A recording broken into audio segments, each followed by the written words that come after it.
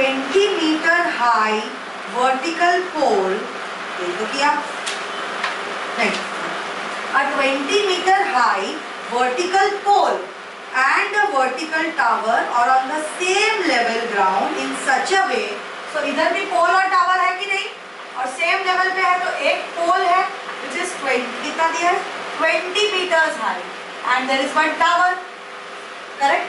Two are, unless mentioned, they are of different heights, okay, are on the same level ground in such a way that the angle of elevation of the top of the tower, मतलब angle of elevation, now this is my pole, this is my tower, ये mention कर लेना अपने हिसाब से, you will have to, you will be able to see it more clearly.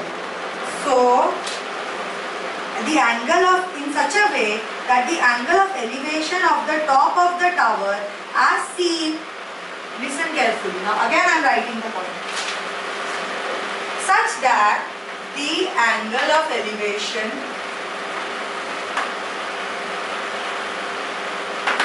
from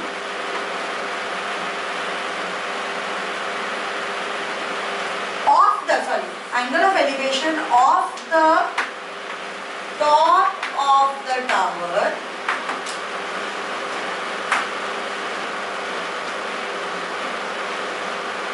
as seen from the foot of the pole is 60 degrees, and the angle of elevation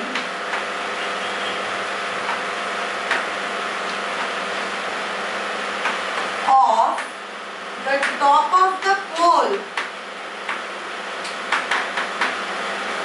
as seen from the foot of the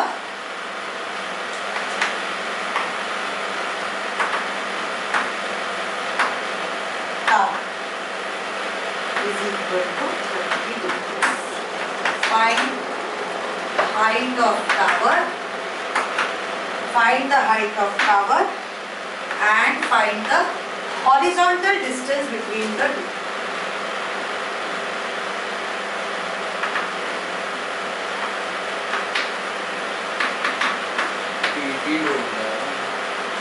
PT भी ढूंढना. Now let's read the questions.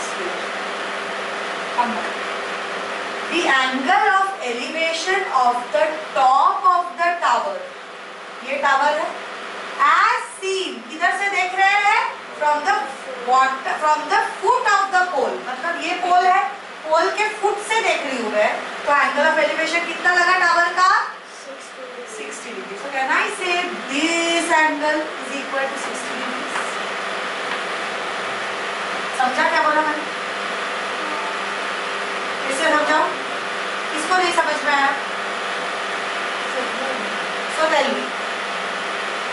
Angle of second part, angle of elevation of the top of the pole as seen from the foot of the tower is 30 degrees. Which are the lines I will?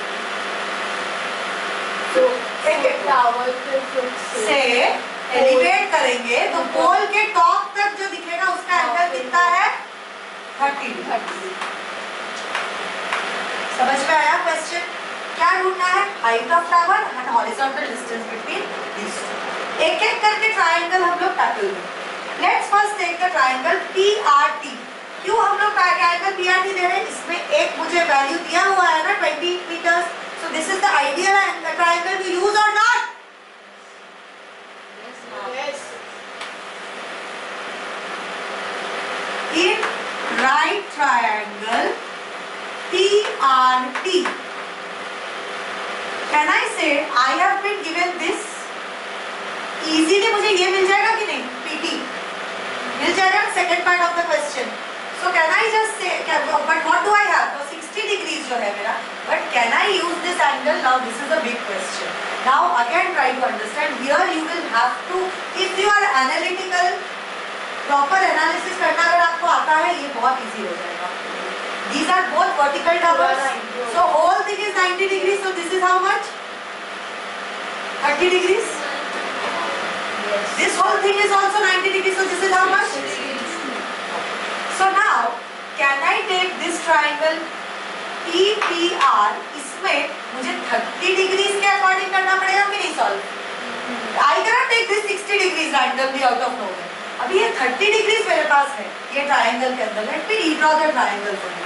If this is the triangle, this is the 30 degree, this is T, this is P, this is R. How much is this? 20 meters. So can I say adjacent, opposite upon adjacent में मुझे मिलेगा PT का value which is actually my second answer. So can I say in right triangle PRT, ये तो 30 था. Okay. In right triangle PRT, tan 30 degrees is equal to RP upon PT. What is tan 30? 1 upon root 3 is equal to RP कितना है? 20 upon PT. Therefore, PT will be how much? 20 root 3 meters. So can I say 20 root 3 meters is my value? But since I have to find the answer, I will write PT is equal to 20 into 1.732. That is equal to 4 into 6, 7, 14 into 34.64 meters. Did you understand what I did? 0 से 1 place पीछे कर दिया decimal और 2 से multiply कर दिया. So what is my answer 1? Answer 1 is height, distance between pole and tower is 34.64 meters. समझ में आया first answer question?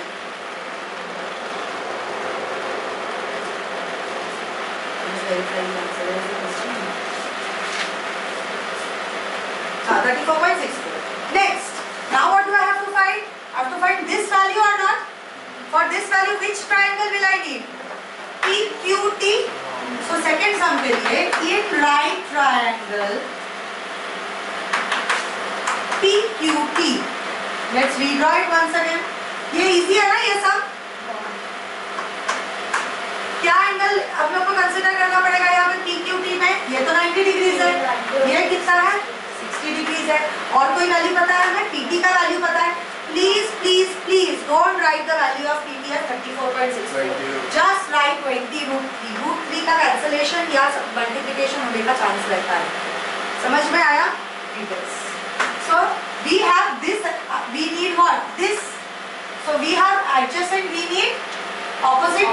Adjacent opposite मतलब tan. Tan of. Can I say tan 60 degrees is equal to QT upon PT? What is tan 60? Root 3 is equal to QT. मालूम नहीं upon PT 20 root 3. So therefore QT is equal to root 3 into 20 root 3. What is the value of this? 3 into 20. 60.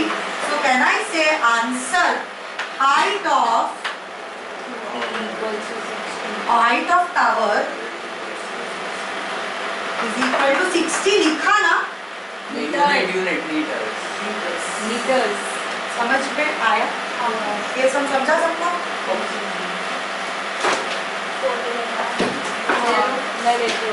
Book completed देखो क्या कभी भी देख सकती हो. नाम side Hey, go to the help desk, please. अरे फोटो नहीं है.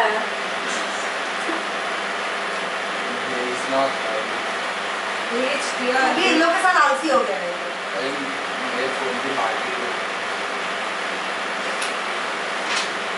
क्विकली एक बार सम कर लेते. ये क्वेश्चन समझो पहले. सॉल्व आप करो. An aeroplane. ये रब कर दूं क्या? I'll read this please.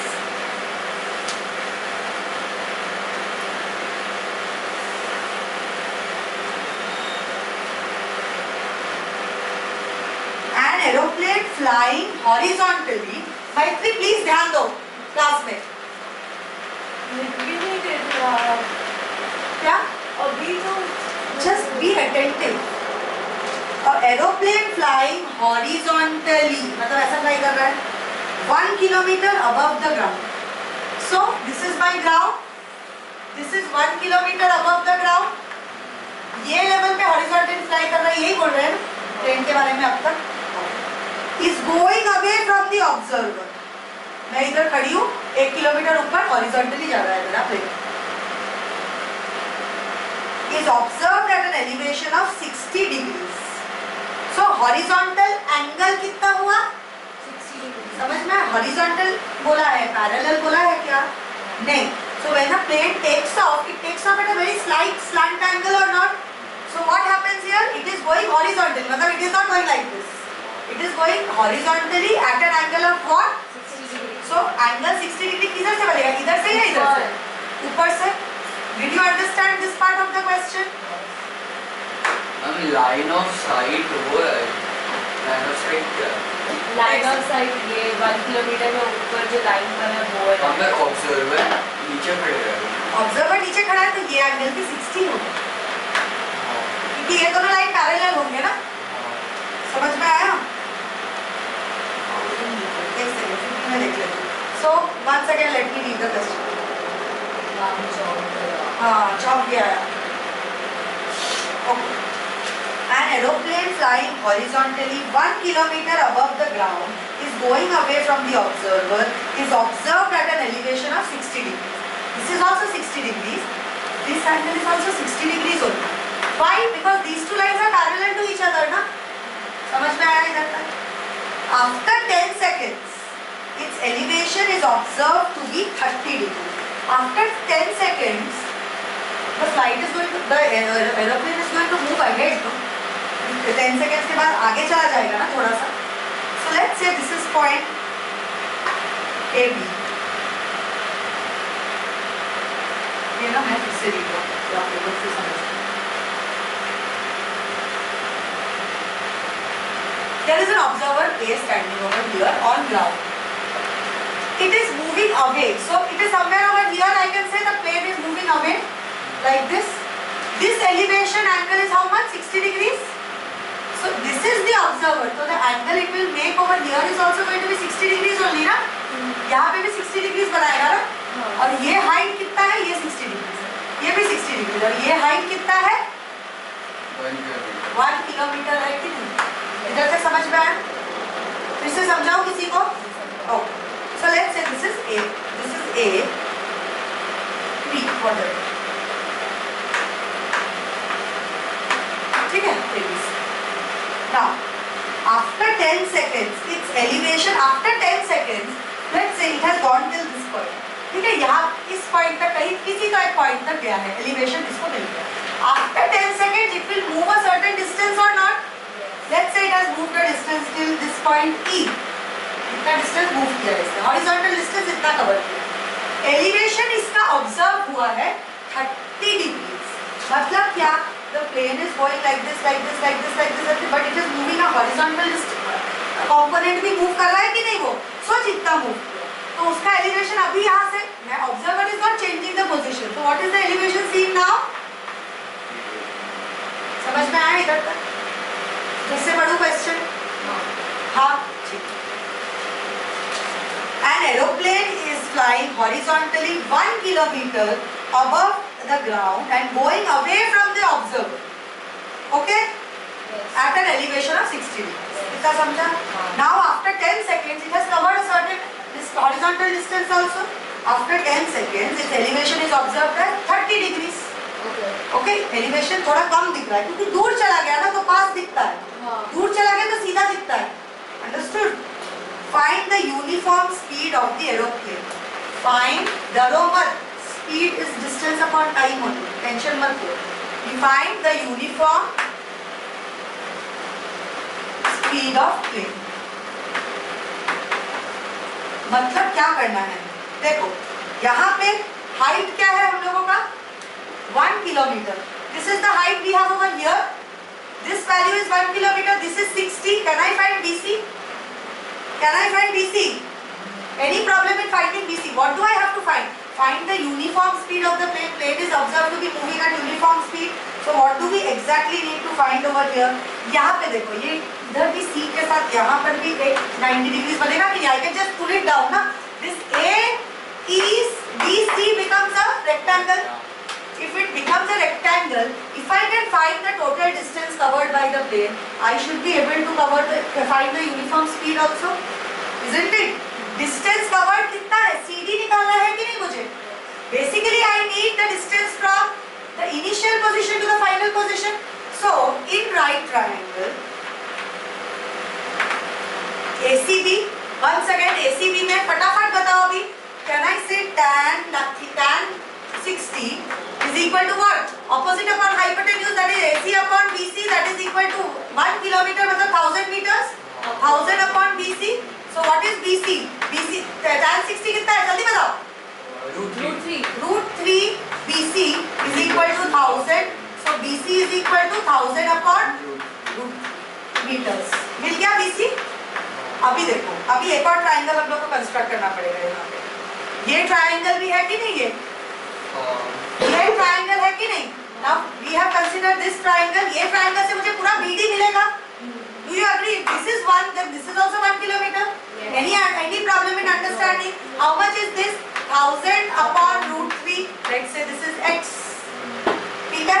So can I say in our part 2 I will have to take in triangle, in right triangle, EDB. Again I need opposite upon adjacent. So tan, what is the angle? 30. Tan 30 is equal to ED upon BD. That is equal to 1000 upon BD. कितना है भाई?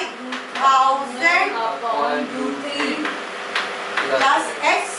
And what is tan 30? 1 upon √3. चलो अभी solve करते हैं इसको. इधर से मुझे x मिलेगा कि नहीं?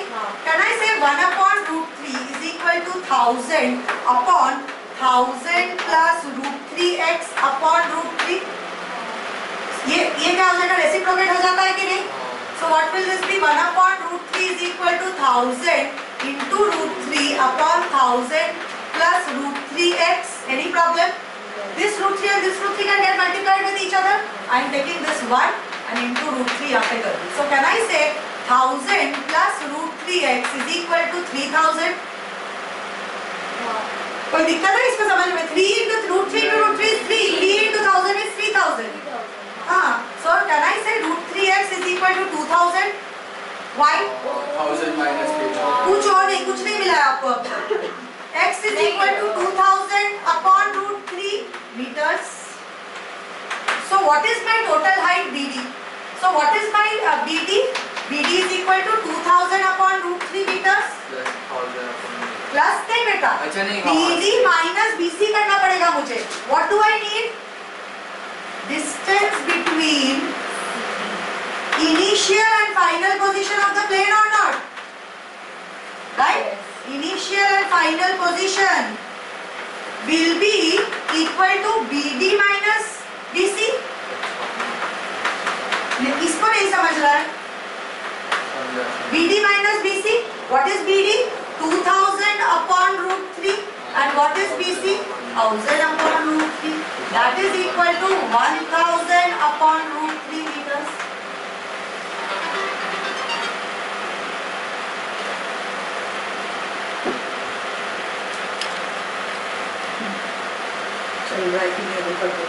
अभी क्या करोगे? डिस्टेंस मिल गया आप लोगों को.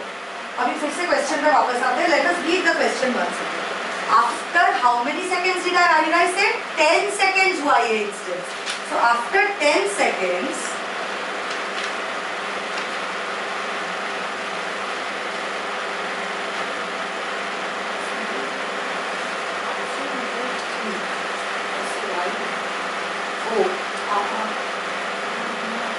ये 1000 √3 आया था. x क्या आया मुझे? ये x का वैल्यू आया था. Guys, this is the value of x. So first I have to add x ही मिल गया मुझे डायरेक्टली. सो x मिल गया मुझे directly. This is not needed. Are you understanding? BC क्या मिला मुझे? x मतलब CD तो मिल गया. BD नहीं ढूंढना. CD तो है ना इनिशियल. BD ढूंढने का जरूरत ही नहीं है. So can I say 2000 upon √3 मिला है मुझे इसका वैल्यू? कहीं गड़बड़ तो नहीं किया ना मैंने? इधर आंसर आ रहा है 1000 √3. 1 upon √3 is मीटर 1000 कैसे आया?